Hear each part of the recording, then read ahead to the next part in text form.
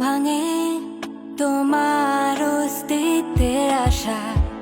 আজ দেখতে পাবো কি তোমায় আমি, একটুখানি ঝলক দেখালে কি হয়।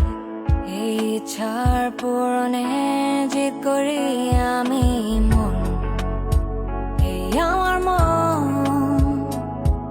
অবুঝ স্পন্দন। মন, এই আমার মন অবুঝ সারাক্ষণ তোমার অপেক্ষায় আমি বসে থাকি। আজ রাত্রিরে কি আসবে তুমি?